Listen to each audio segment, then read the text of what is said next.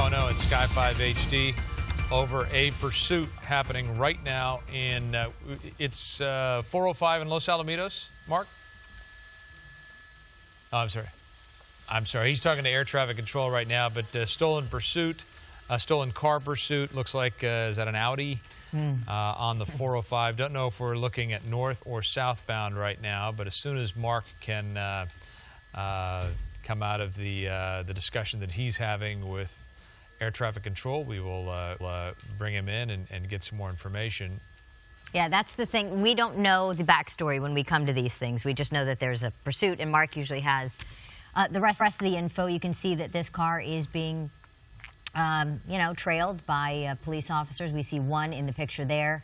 Wide open freeways at the moment. We don't know what's ahead. 10:44 is the time, so the roads are a little lighter than they would have been a few hours ago as we were in rush hour. We're stuck here. I believe that they're in, you're in which airspace. There is some military airspace right down there in Los Alamitos, and so it may be in that zone, and they have to sort of get through it and make sure they're able to speak with military ATC. We're northbound, I'm told now, on the 405 freeway. You can see there's someone right behind that vehicle. I'm sorry, what would you say, Roxanne? Okay, approaching the 605 freeway. Mark, I think I hear you clear now and able to speak to us. Come on in. Yeah, Frank, my apologies, and thank you for filling in there. We are just coming up on a very delicate section of airspace here, coming out of the Orange County area here. We are in Seal Beach, Los Alamitos, Rossmore, the northbound side of the 405 freeway. You indeed had that correct. That Audi, that silver Audi, is a stolen vehicle suspect that has been working this 405 corridor between the 605 all the way down to the 73 freeway here. And so again, northbound on the 405 freeway, just coming through the Rossmore area, through Los Alamitos, coming up into Long Beach.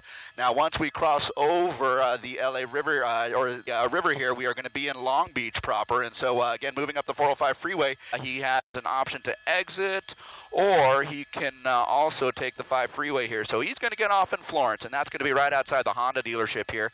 There's a Honda dealership right off of the exit here. And he's going to make his way. Is he going to make his way? He's going to try, and he might be hitting that truck there, but he's going to go climb the shoulder there, go climb the gore point into the opposite lanes of traffic and head northbound. So now he's going to be northbound over to the major, and he's going to have to turn east or west. And he's slowing down, coming up on an intersection where I believe the light is red. He's coming up on a red light there.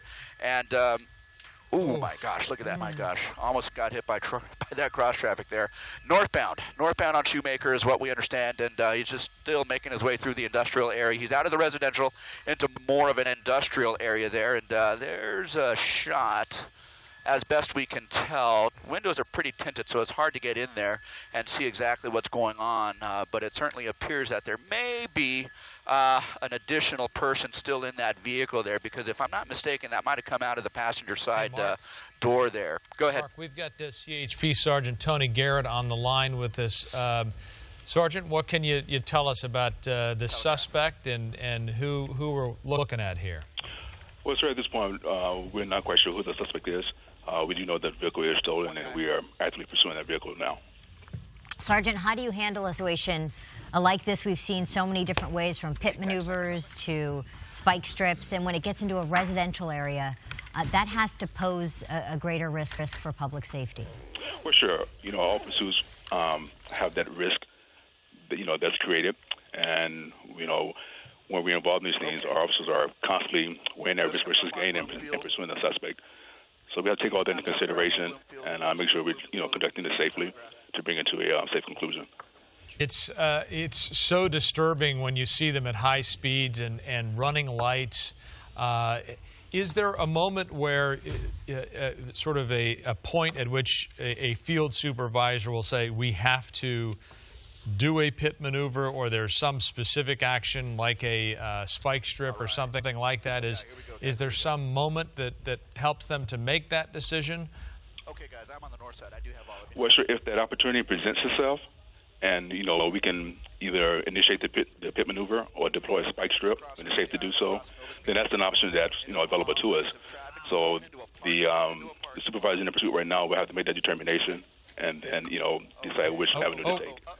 We're just seeing, well, this driver get caught in a position between a cruiser and another vehicle. Oh, my goodness. Hit from both sides and continues to move.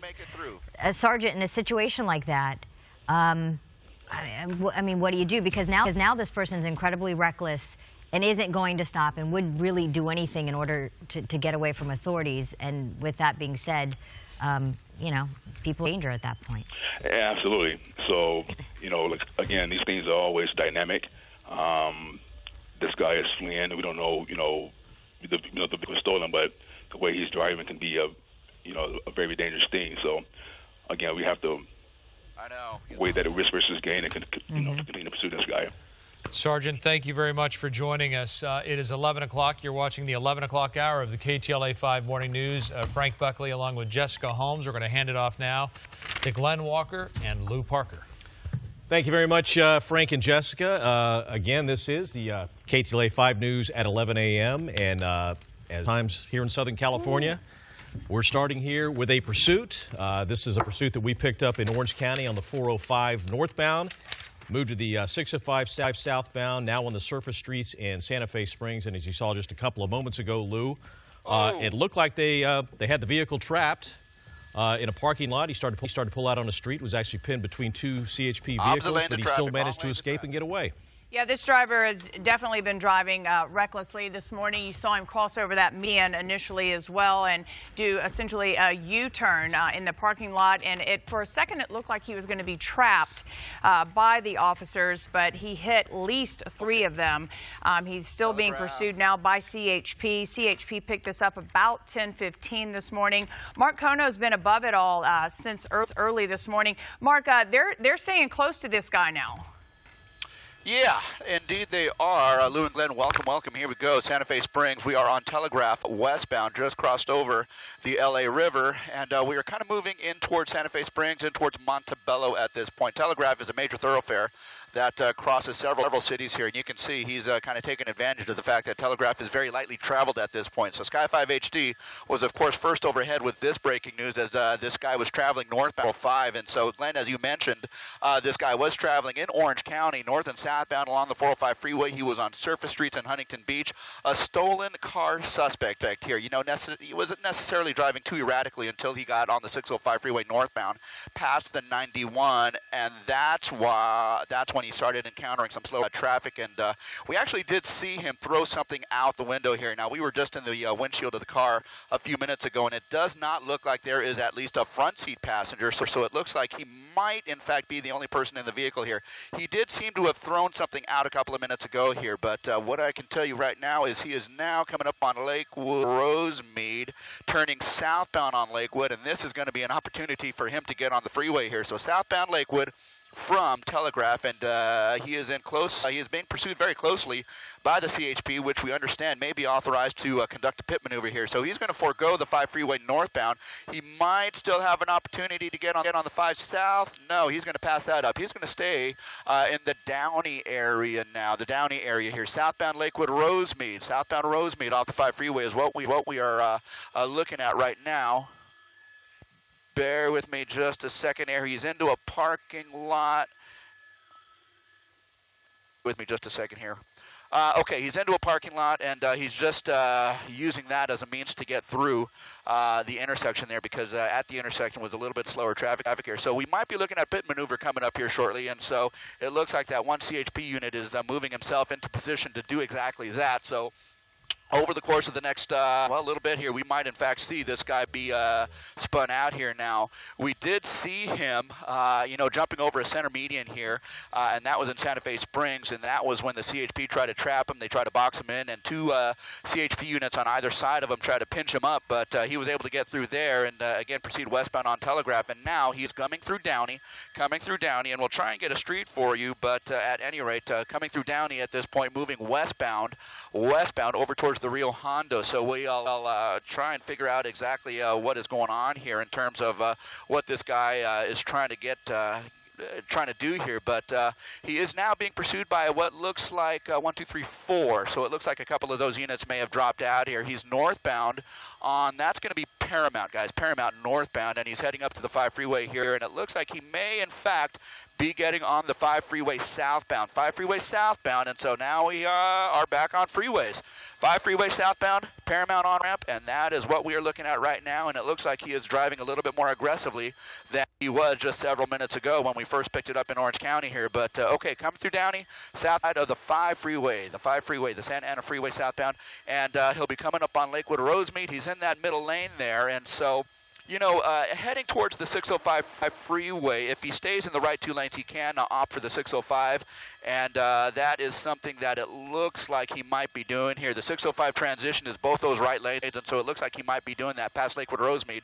We'll kind of follow through and see what he does here. Oh, my gosh, look at that. Okay, he's coming up on slower traffic, so he's utilizing that right-hand shoulder to get through, to get by some of that slower traffic here. So, wow, look at that. Okay, he almost knocked that sign over. He picked something up in the meantime. It looks like he hit that sign, and that's his bumper cover flapping over on the right rear. So, again, approaching the 605 north and southbound. If he stays in those 2 right lanes, he has the possibility of joining that 605. If he stays over to the left, that's going to be the continuation of the 5 south. So let's kind of see what he does here. We'll know in about another 20 to 30 seconds at this point whether or not he commits himself going southbound again. Remember, this originated, we believe, out of somewhere in Orange County, and so now he's moving off to the middle lanes, and so he can choose literally between the 5 south and the 605. All he has to do to get to the 605 is just move 1 lane over to the right, but it looks like he's going to go to the left, and so that might be a commitment to the 5 south. Let's see what he does, but you see that right rear bumper cover flapping in the wind there. And that's because he hit that sign just a short while ago here. So the 5 south, and he is locked into the 5 south there. And so he's going to be crossing underneath the 605 here momentarily. So coming out of, say, Montebello, coming out of Downey, heading down in towards Norwalk and Santa Fe Springs is what we're doing now. So now we're headed down to the Orange County line again, this time via the 5 freeway south as this guy kind of moves his way down the freeway there. Looking ahead, I can tell you that the freeway conditions look pretty much as you see them now, light to moderate at this point. You know, this is that stretch of the freeway that's only 3 lanes wide in either direction here, so traffic does tend to bunch up a little bit here. But for this time of the morning, it doesn't look like that's the case. It looks like that early morning commute traffic has all more or less died down, and so he has some open roads ahead where he is going to be able to utilize some of the speed and some of the open road to try and get away. But as we know, he has 2 layers of law enforcement helicopter above him. He's got CHP above him. He also has the Orange County Sheriff's Department above him. And so let's see what he does. Oh my gosh, he's turned into the center median there, the construction zone, and that's an odd thing to do here. So, okay, this is a dangerous one. He's going to switch off and pick up the northbound side of the 5 freeway. So, wow, okay, this guy's showing a little bit more erratic behavior, as you just saw there. He just picked up the northbound side of the 5 freeway, just now coming up on the 605. Guys, let me hand it over to you for just a moment. All right, that was a pretty stupid move, gutsy move, whatever you want to call it. This guy's desperate attempt to get away from the CA, doing a U-turn in a construction area on the 5 freeway. Well, we've seen him do a lot, including hitting several vehicles. When we picked this up, it was in Orange County. He could get spun. Let's see what he does. He's on the transition road, guys. On the transition road, north 5 to the south 05, and there was a small window of opportunity where he could have gotten spun by that CHP officer who I believe is authorized to pit. But now we are back on the 605 south, and we have a little bit of transition traffic to deal with here. But once he gets past Florence, it's going to open up a little bit here, and so he's going to be southbound on the 605 freeway. Again, this is just transition traffic. In another quarter mile or less, maybe an eighth of a mile, it's going to really open up for him. So the 605 south is kind of where we are right now. We're just outside that miniature golf course there, and yeah, there you go. He's being pursued here, and you just saw that small window of opportunity where that CHP officer might have had an opportunity to pit, but this guy making his way over to the fast lane, over to the HOV lane, in fact, southbound 605 will be coming up on Imperial Highway in about a mile. Beyond that, an opportunity for the 105, but essentially we're moving back southbound. We know there's somebody that was in the car that bailed out. Obviously, you can get some good information from him, on what's going on here. Is it just the driver now that's in the vehicle, or are there 2 people? Because we did see something thrown out of the passenger side window. I don't have that information right now as to how many passengers in the vehicle. so I couldn't give you that info for sure. Oftentimes it's so difficult too because this car it is allegedly a stolen vehicle with those tinted windows. You can't see anything in there, and that takes it to the next level, right? Especially hopefully when this guy does come to a stop. You guys have to treat the tinted window vehicles a little differently because you don't know what to expect inside that car, right? Absolutely. With the tinted windows, we can't see inside, so it'd be very difficult for us to figure out if this guy's has any weapons, if there are more people in the vehicle. We really don't know because of those tinted windows. Do you know what the call was when it came out initially? I do not. I'm not sure what the initial for the vehicle was. It looks like he did get off on surface streets in Santa Fe Springs and Downey and then got back on the freeway. And it's almost maybe like he's maybe trying to circle back. Again, we see if they want to bail out, they want to usually bail out close to a familiar area that they're familiar with, correct? Sure, and that happens a lot with these pursuits. They'll initiate in one area, drive throughout the county, and then they routinely end up back where they started at. So it looks like we're headed back towards that way now. I think this took it to the next level when we were actually talking to you, our friend Jessica, we're talking to you live when CHP, at least 3 vehicles were attempting to stop him, and he hit all 3 of them, or at least 2 of them, and just kept going. That takes it to a next level, right, in terms of aggression. And, and that's another technique that we can sometimes deploy, kind of boxing the vehicle in. But with this guy's erratic behavior, and like I say, and the dangerous driving that he's exhibiting, it just calls for a dangerous situation. Yeah. And it's always tough, too. Now he's off the freeway. If he ends up in a residential area, if he is reckless, then you worry about pedestrians and you worry cars being T-boned. Now he's sort of trapped here. I'm going to go the opposite direction through an intersection. CHP is right behind him. Yeah, this guy is definitely in a desperate situation to get away one way or the other, and he doesn't care who's in his way. He's just going to knock him to the side. For a while there, it looked like his tire on the right rear had maybe been affected, but I think that's just dust and smoke coming up from that bumper that's been ripped off. You see the CHP officer there a little bit closer. It's what I was trying to talk with Sergeant Garrett about, is that they pulled back on the freeway and now that they're in these residential areas. But it always makes them seem to go faster when the car's behind them. It's the cat and mouse. It's such a fine line that they have to play. Okay, you should be northbound Clark. Go ahead, Sergeant. Coming up on the 91 freeway here.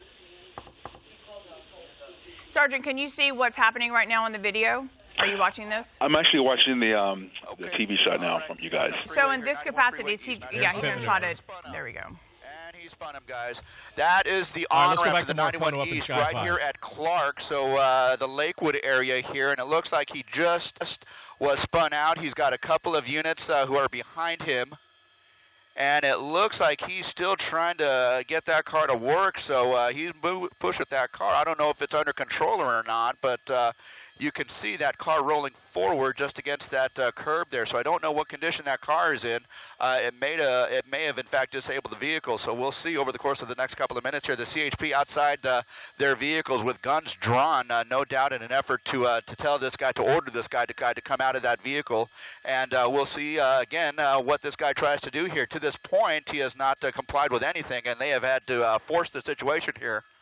They've had to force the situation here, and we'll kind of pay attention and see what happens as the CHP, again, just pitted the guy on the Clark on-ramp to the eastbound side of the 91 freeway here, guys. Let me send it back to you. Yeah, Mark, while we were talking to the Highway Patrol there, we saw him transition to another freeway, get off on some surface streets, and then get back on a freeway and was on this transition road to another freeway. Which freeways are we talking about here, and what area? Inside explosives, so okay, the officers have to be really careful in this situation not to approach it. Of course, they're having conversations. Looks like a door's opening. Doors opening, guys. Doors opening. So the door, you can see the driver door is starting to creep open there. So the doors are movable at this point. It looks like he's kind of making efforts to give himself up at this point, and that is certainly some good news here. I see one hand. It's hard to know what he's doing. Our monitors are kind of small here, but I can certainly see his right hand moving there. But again, door opening, it looks like he's standing, and he's going to move himself into a position where the CHP officers can better see what he is doing there. But certainly his hands are visible, and it looks like at some point they're going to order him towards the middle of that on-ramp there, and maybe get on the ground. And at that point, the CHP officers can make their approach and get this guy into custody here. Yeah, it looks like he just went down on his Okay, knees. Now there he's. we go. There we go. It looks like he's getting down on the yeah. ground. Looks like he's getting down on the ground at some point here. He's still standing. It looks like he was getting down on the ground at the very least here, but he's motioning. Oh, gosh. He's motioning. Okay, we can go in a little bit tighter here, Rich. A little bit, just a little bit. Okay, down on the ground here, and they can see his hands here. His hands are going behind his back, and at that point, once the CHP feels that they are able to make an approach, they'll get a team of officers there and make their approach and take this guy into custody. But that's really our first look at this guy here. So it is the guy that has kind of led us on this pursuit from Orange County all the way up into LA here, finally terminating here on the on-ramp to the eastbound 91 right here at Clark. And so they're having him spread his hands out on the pavement there, and again, a team of officers will make the approach and take this guy into custody here. So that is certainly some good news here. I don't know at this point if there is anyone else in the vehicle here. I don't believe so. We do know that there was one additional person who got off the out of the car on the 55 freeway at Dyer, but yeah, there's the team of officers there. They're behind a shield, they're behind a barricade with a K9, and they are slowly making their approach, guns drawn, taking every precaution at this point, and it looks like one or two of these officers are going to make their approach and take this guy into custody. There you go.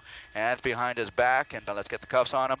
At that point, they'll feel like they're in a better position to clear the vehicle, and that's what that secondary officer is doing. Looks like that back door may be locked or immobile at this point, but there it is. Guy's in custody.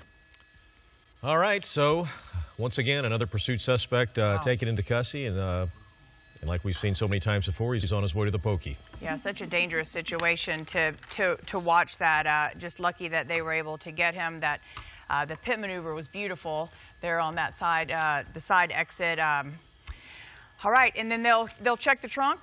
And we'll have more on this a little later. And the sad part is that's a stolen vehicle, we believe. Yeah. So somebody's insurance company is going to be getting a phone call because there's a lot of damage to that Audi. Yeah. Well, good morning, everyone. Thanks for joining us. This is the KTLA News at 11 o'clock.